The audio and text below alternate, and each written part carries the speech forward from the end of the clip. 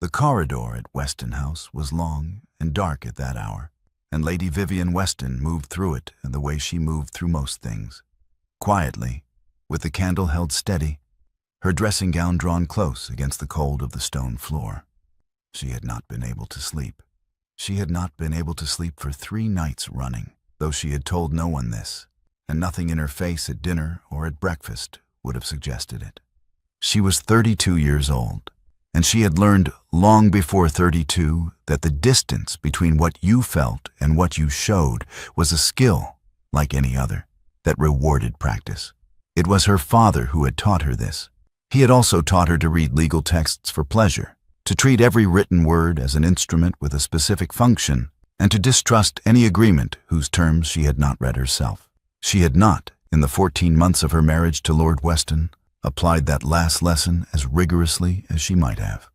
She was applying it now, walking through the dark with her candle, when she heard his voice through a door left slightly ajar. It stopped her where she stood. The voice was tired, unguarded, the voice of a man speaking to another man in the small hours, when performance costs more than it is worth. She is merely a dowry at this point. Vivienne did not move. The candle did not tremble. She stood in the corridor and listened until he finished speaking. A few sentences more. Nothing she would recall precisely.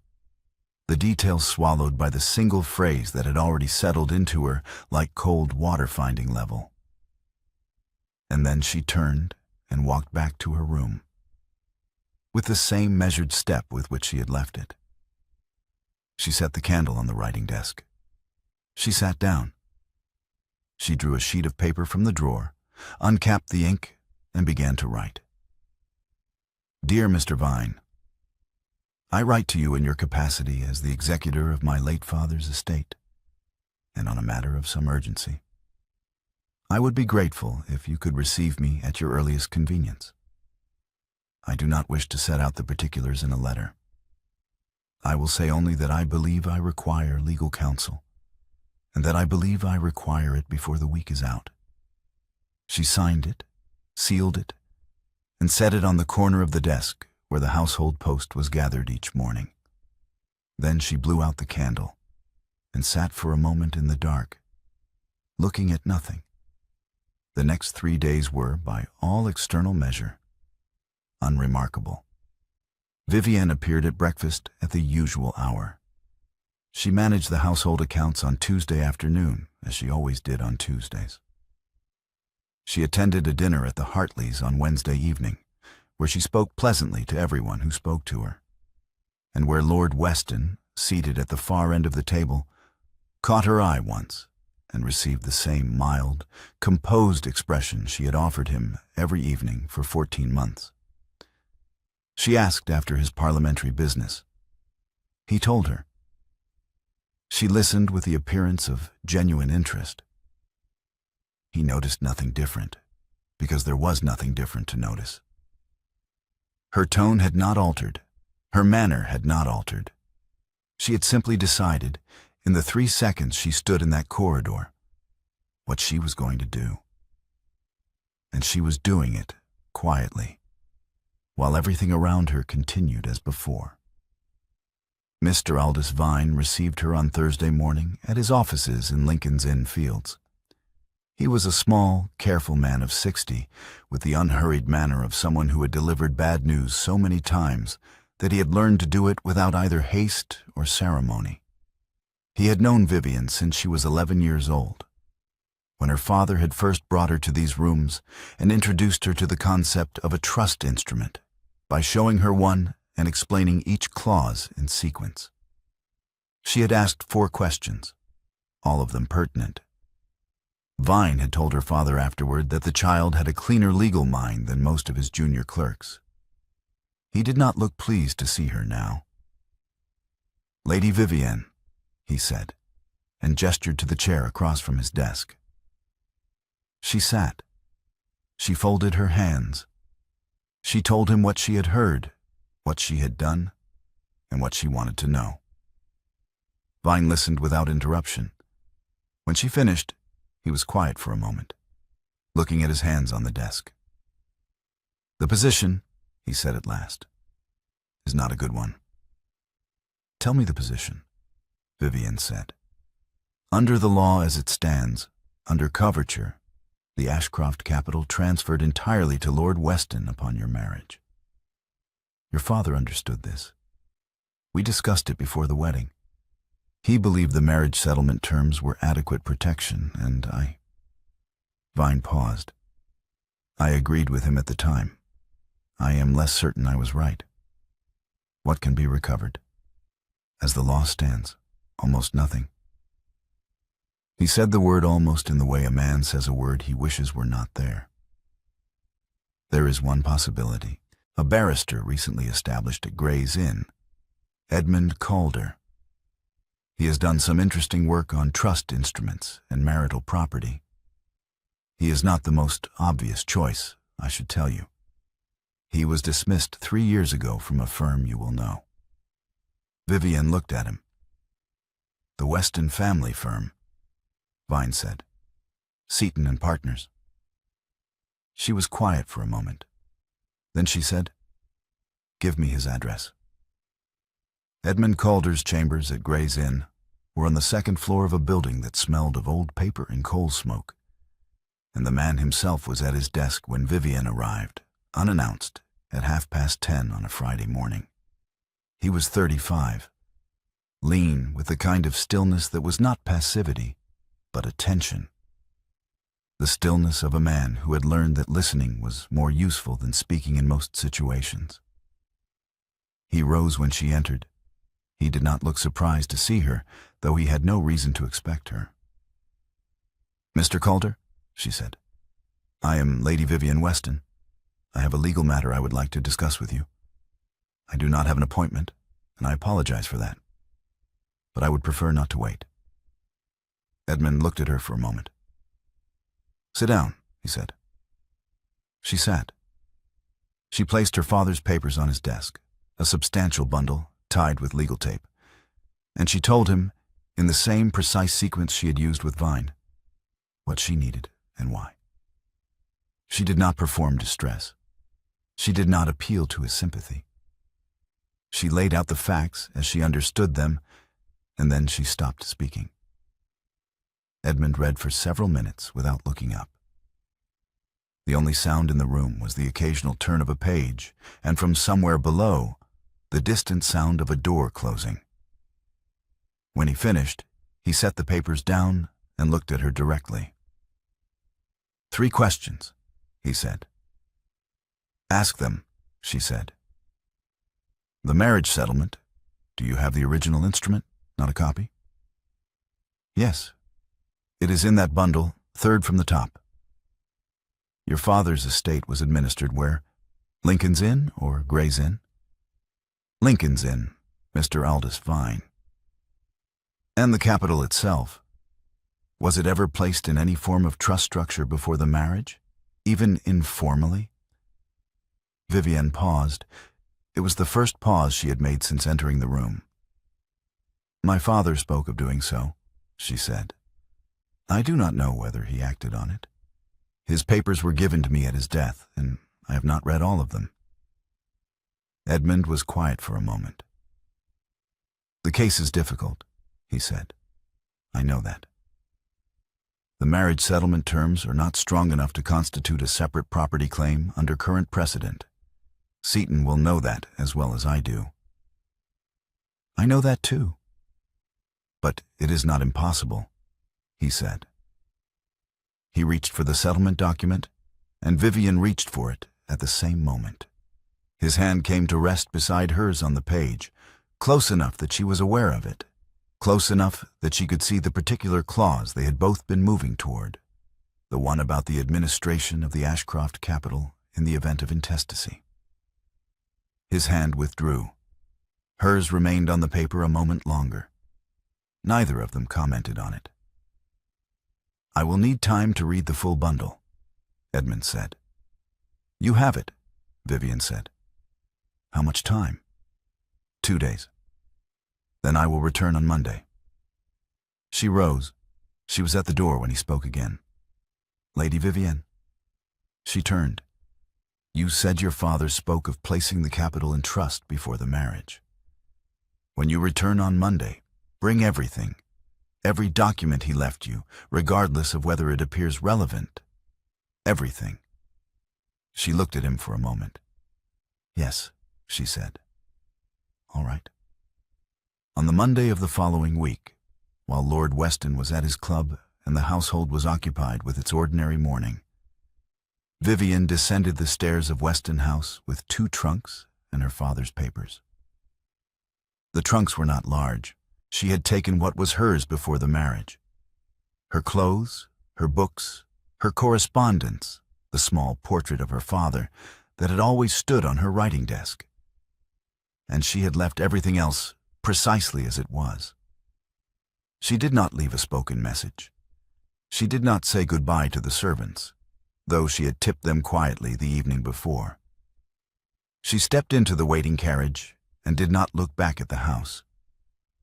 That afternoon, Lord Weston returned from his club to find a letter on the hall table, written in his wife's hand, informing him that she had engaged legal counsel regarding the administration of the Ashcroft capital, and that all further communication on the matter should be directed to Mr. Edmund Calder, barrister of Gray's Inn.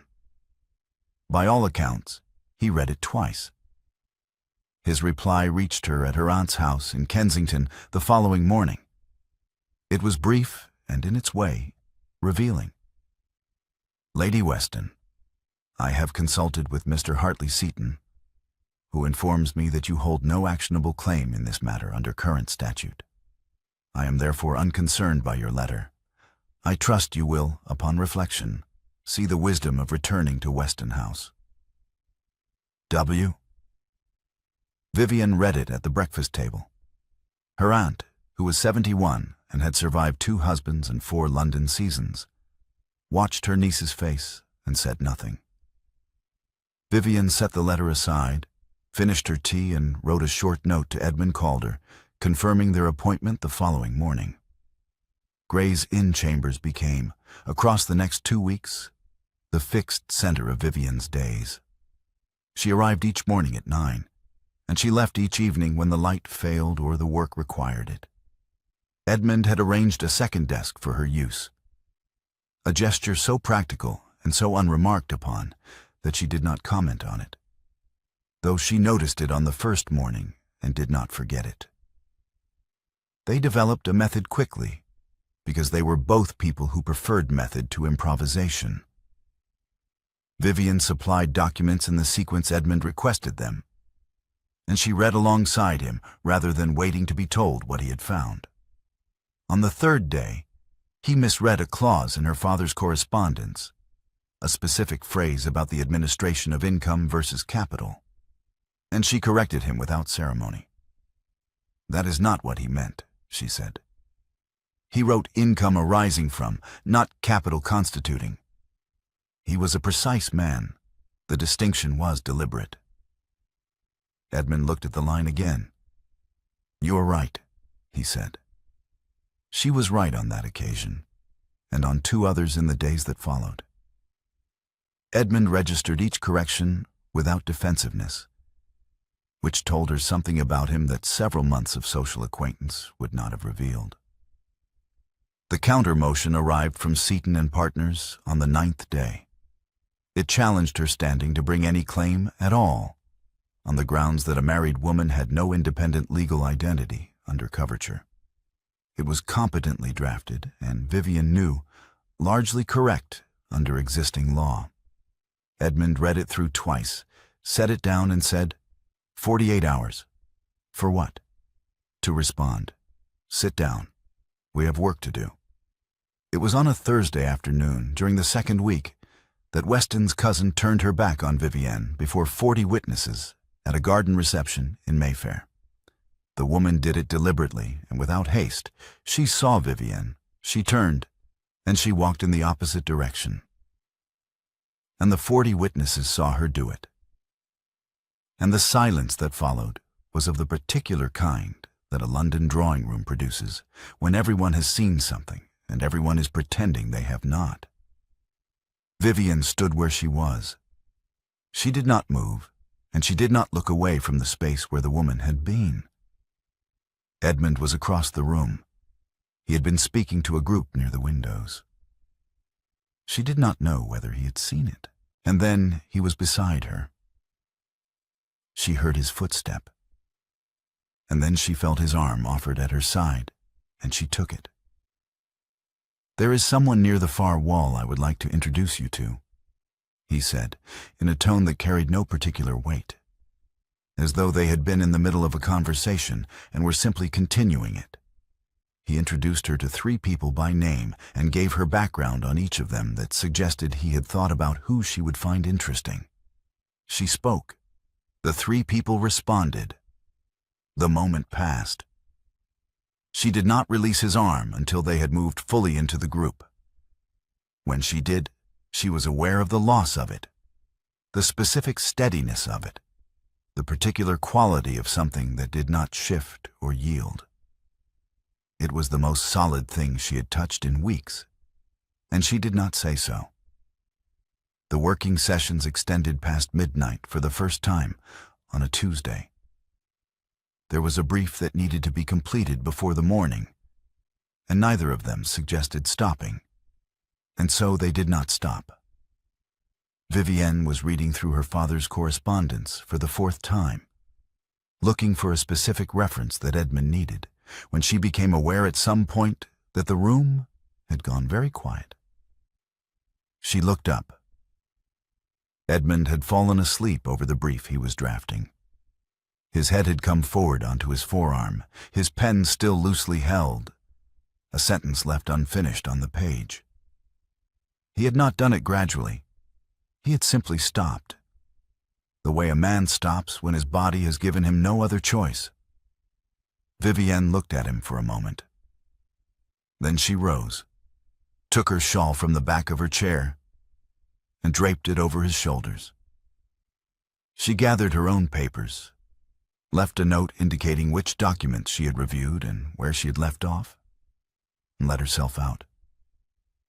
He said nothing about it the next morning, nor the morning after that. On the 3rd morning, when she arrived and found the shawl folded neatly on her desk, she put it away without comment. But something had shifted between them, in the way things shift when 2 people have seen each other clearly, and neither has pretended otherwise. The formal meeting came 10 days after her departure from Weston House. Weston had requested it, with solicitors present, and it was held in a room at Seton and Partners that was designed, Vivian suspected, to communicate the firm's confidence in its own position. The furniture was heavy and expensive. Seton was already seated when she and Edmund arrived. The meeting began. Seton directed his first question to Edmund, his second question to Edmund, his 3rd, 4th, and 5th, all to Edmund, as though the woman seated beside him were a piece of furniture that had been brought along by mistake. He did not look at her. He did not address her. He spoke about her in the 3rd person, twice, while she was sitting in the room. Vivienne allowed this for 4 minutes. Then she set her hands flat on the table and said, "Mr. Seton." Seton looked at her for the first time. "I will answer questions addressed directly to me," she said, "or I will answer none at all. If you prefer to continue this meeting as though I am not present, we will adjourn to Chancery, and you may argue your position before documentary evidence alone. The choice is yours." The room was very quiet. Seton looked at Edmund. Edmund was looking at his papers, and his expression conveyed nothing whatsoever. "Lady Weston," Seton said, and redirected his next question to her. She answered it. She answered every question that followed with the same precision and the same composure, and she watched Seton's face make the small adjustments of a man reassessing a situation he had thought was simple. Edmund said nothing throughout the meeting. He had not needed to. The Countess of Weston sent her note to Vivian's aunt's house on a Thursday afternoon, requesting a private meeting at her own residence on Saturday morning. The note was written in a hand that was formal and unhurried, and it contained one sentence that made Vivian read it twice. "I come not as your husband's representative, but as a witness." The Countess received her in a small sitting room that overlooked a walled garden. She was a woman of 60, with the particular bearing of someone who had spent decades watching her family make decisions she could not prevent. And she sat across from Vivienne with the expression of someone who had decided finally to stop watching. "I was in the library," the Countess said. "The door was open. I heard what my son said that night." Vivian waited. "You heard the first sentence," the Countess said. "You did not hear the rest of it." She looked at Vivian steadily. The complete sentence was, "She is merely a dowry at this point. She is the smartest woman I have married, and I cannot say so to her face." The sitting room was very quiet. Outside, through the window, a bird moved through the bare branches of the walled garden. "He was speaking to himself," the Countess said. "Not to a mistress, not to a friend. He was alone in that room, and he was mocking his own choices. He married you as a transaction and spent 14 months discovering it was not one. And he had not the courage to tell you. So he said it to an empty room at 3 a.m. Vivienne looked at the window. She looked at the garden. She looked back at the Countess. "I will sign as a witness," the Countess said. "I will testify to what he said. Not to harm him. He is my son. But because you are owed the truth of it, and because what is being done to you in those courts is a thing I can no longer watch in silence." Vivian said after a moment, "Thank you." "You do not need to thank me," the Countess said. "I should have spoken 3 months ago." That same night, alone at her desk at her aunt's house with her father's papers spread around her, Vivienne found it. She had been working through the oldest documents in the bundle, correspondence from the year before the wedding, administrative letters, drafts, when the instrument appeared between 2 letters dated the same week. It was a single folded document, formal, executed in her father's hand and witnessed, dated 2 days before her wedding. She read the first paragraph. Then she read it again. Then she sat very still for a long moment. It was a trust instrument. It placed the entirety of the Ashcroft capital in her name in perpetuity, regardless of marital status. It was properly drafted. It was properly witnessed. It had never been filed. It had never been registered. It had sat in this bundle, unknown, for 14 months. She sent for Edmund at 11 o'clock. He arrived within the half hour, coat still on, and she handed him the document without preamble. He read it standing by the single candle on the desk. She watched his face. He read it through once, then turned back to the beginning and read it again, more slowly, his finger moving along one particular clause. When he looked up, something had changed in the room. "This is it," he said. "I know. If this can be authenticated and admitted." "I know," she said again. She laughed then. Once, a single exhalation. Not relief, but the particular sound that escapes a person when reality has shifted faster than the body can follow. Edmund's hand came to rest briefly against her shoulder blade. A light, specific pressure, there and then gone. And then they both returned to the papers, because there was still so much work to do. Seton filed 3 procedural challenges targeting the trust instrument's admissibility over the following week. The first argued that an unregistered instrument had no standing in Chancery. The second argued that the witnesses could not be located to authenticate it. The third argued that the instrument had been executed under undue influence, given the proximity to the wedding date. Each challenge was precisely crafted, and each one, Vivian recognized, was designed not to win outright, but to exhaust, to cost time and money and nerve, and to wear down a woman who had, in Seaton's estimation, limited resources of all three. Edmund responded to each within 48 hours. His response to the first cited 3 precedents Vivian had not heard of. His response to the second produced the witnesses, both living, both contactable, both willing to testify. His response to the third was 4 pages of documentary evidence demonstrating that Vivian's father had consulted 2 independent solicitors before executing the instrument and had done so in full possession of his faculties and without pressure from any quarter. Simultaneously, the social campaign intensified. The word irrational appeared, attributed to no one in particular, in the way that words appear in London society when someone has arranged for them to circulate. 2 of Vivian's friends withdrew, not with confrontation, which would have been cleaner, but with the gradual cooling of invitations and the unanswered notes. Edmund's senior clerk resigned on a Wednesday morning, citing, in his letter, a concern about the firm's professional associations. He had been with Edmund for 2 years. Edmund read the letter, set it down, and went back to the brief he was drafting. It was during one of the late sessions, past midnight, the fire burning low, that Vivian asked him directly, "Tell me why Seaton dismissed you." Edmund set down his pen. He looked at her for a moment, and then he told her, plainly, without embellishment, the way he told her everything. There was a document, he said, a transfer instrument.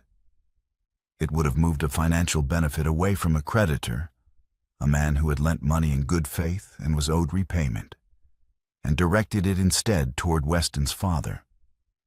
The creditor would have had no recourse. The document was presented to me for review, and I was expected to pass it. And you refused. I refused, and I wrote a memorandum explaining precisely why it was improper. And I gave the memorandum to the senior partner, and within a week I was dismissed for, the phrase used was, a failure to understand the firm's obligations to its clients. Vivian was quiet for a moment. And the creditor? Lost the money. I have never been able to determine whether there was any other recourse taken. Edmund picked up his pen, then set it down again. I have spent 3 years waiting for a case that would allow me to challenge the same system, the same firm, the same practices, the same assumption that the law exists to protect the people who already have everything. He looked at her steadily. When you walked into my chambers with your father's papers, I knew within the first 20 minutes that this was that case. And the rest of it, she said. Did you know that within the first 20 minutes as well? Edmund held her gaze. No, he said. That took somewhat longer. She did not look away. Neither did he. And then she turned back to the papers, because they had a hearing in 11 days, and there was still so much work to do. Weston arrived at her aunt's house on a Tuesday evening without lawyers, without notice, and with the particular expression of a man who has rehearsed what he intends to say and has already half forgotten it. Vivian received him in the front parlor because the alternative was refusing to receive him at all. And she was curious. Not in the way of hope, but in the way of a woman who wants to know the complete shape of a thing before she sets it down. I was wrong, he said. She looked at him. Explain to me what you mean, she said. Specifically. He began. He said something about the marriage, something about the settlement, something about the phrase she had overheard. He knew she had overheard it. She could see that he knew. And then he stopped. He started again from a different point. He said something about what he had intended and what had become of it. He stopped again. She watched him fail twice to say the thing he had come to say. "You cannot tell me," she said, "what you mean. You know that you were wrong, and you have come here to say so. But you cannot explain the specific nature of the wrong. Because to do that, you would have to name what you did and why you did it. And that is a different thing from simply arriving at someone's door." Weston looked at her. For a moment, something moved across his face that was almost recognition. "I would like you to leave now," she said. He left. Edmund came to her aunt's house the night before the hearing, and they sat at the dining table and read through the trust instrument clause by clause. In the same order they had read it the first night, but with a different quality of attention. The attention of two people checking that every piece of a structure is sound before they commit their full weight to it. When they finished, the clock on the mantelpiece read 11:15. Vivienne set the last page down and looked at the table for a moment. "What do you intend to do?" she said, "after the hearing concludes?" Edmund was quiet for a moment. "I don't know," he said. "Only what I hope." She did not ask him to continue. She left the answer where he had placed it, in the air between them, and it stayed there while he gathered his papers and put on his coat and said good night at the door. She listened to his footsteps on the front steps, and then to the sound of the street, and then to the stillness of the house settling around her. She slept finely that night. The Chancery hearing room was large and cold, and full of the particular gray light of a December morning. Seaton was already present when Vivienne and Edmund arrived. Weston was in the gallery. The Countess was not yet seated, but she arrived within 10 minutes, and she sat on the side of the room that was not her son's side, and she did not look at him. Seaton's first procedural challenge, the question of standing, was rejected within the first quarter hour. The judge cited 2 precedents that Edmund had included in his written submissions.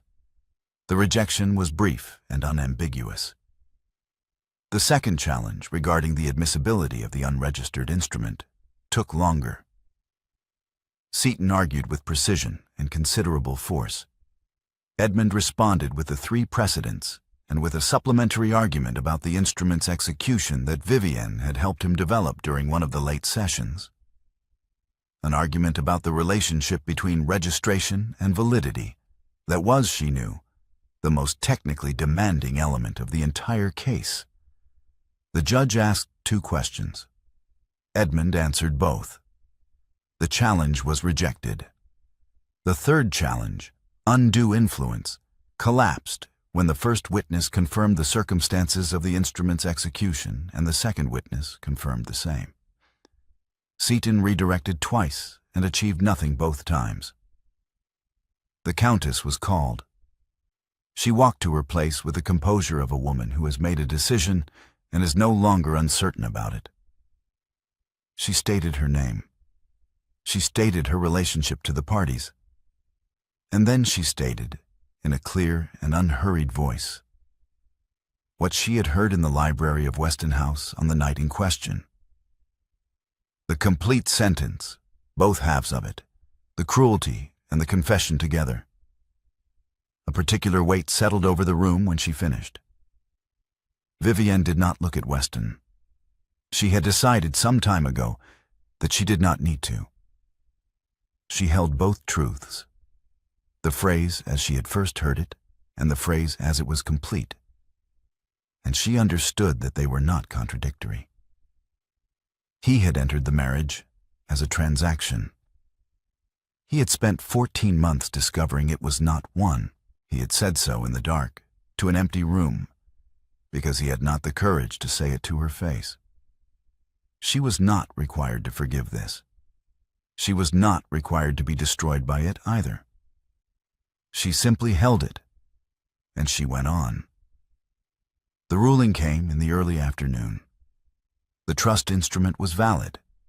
The Ashcroft capital had never, in legal fact, transferred to Lord Weston upon the marriage, because the instrument executed 2 days before the wedding had placed it in Vivian's name in perpetuity, and no subsequent act had altered that.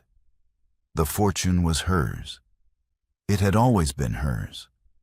The law was simply being asked today to acknowledge what had always been true. Vivienne sat with her hands folded in her lap and listened to the ruling read in full. And she did not perform relief. And she did not perform triumph, because neither of those was quite what she felt. What she felt was something quieter and more durable.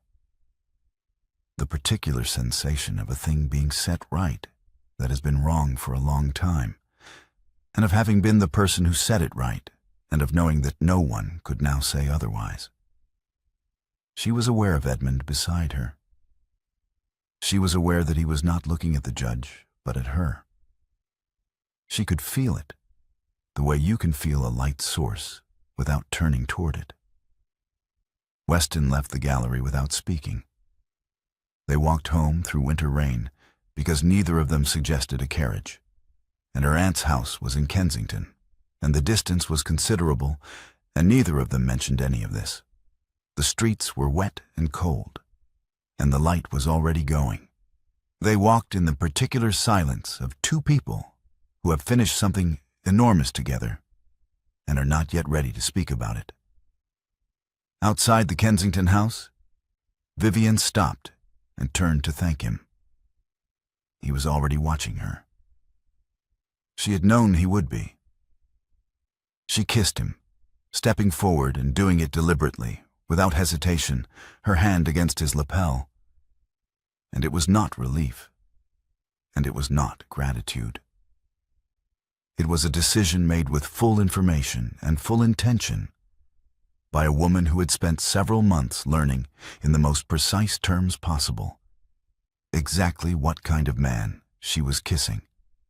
He kissed her back with the same quality of attention he brought to everything, complete, unhurried, as though there were nothing else in the world that needed doing. When she stepped back, the rain was still falling, and the street was still cold, and neither of them said anything for a moment. "You mentioned," she said, "that you knew what you hoped." "I did," he said. "Good," she said. And she went inside. 1 month later, the Pembridge assembly rooms were lit with 100 candles and full of the particular energy of a winter gathering. And Vivian arrived on Edmund Calder's arm in a dress of deep blue that she had bought with her own money, from her own account, in her own name. Her fortune was intact. Her name was on the legal record. Her future was a thing she had chosen rather than inherited. Weston was present. She had known he would be. He bowed correctly when she passed him. The bow of a man who understands the precise weight of what has occurred and has decided that dignity is the only remaining option. She acknowledged him correctly, a nod, a brief meeting of eyes, nothing more. It was sufficient. It was, in its way, a kind of completion. The Countess was across the room. When Vivienne caught her eye, the Countess raised her glass once, a small, specific gesture, private and unhurried, and Vivienne held her gaze for a moment in acknowledgement. They danced once, she and Edmund, and they did it well. Because they had both spent their lives learning to do difficult things with composure. Near the end of the dance, when the music had slowed to something quieter, she leaned lightly against his shoulder. He did not move. He did not adjust or shift or offer any response that acknowledged it. He simply continued, steady and present, the way he had been steady and present from the first morning she had walked into his chambers with her father's papers and her cold, architectural rage. And he had read for several minutes without speaking and then asked 3 precise questions. The corridor at Weston House was not dark now. Morning light came through the curtains that had been left open. Winter sun, low and clear, falling across the floorboards and reaching the far wall. The door that had stood ajar in the small hours was closed. The house was still.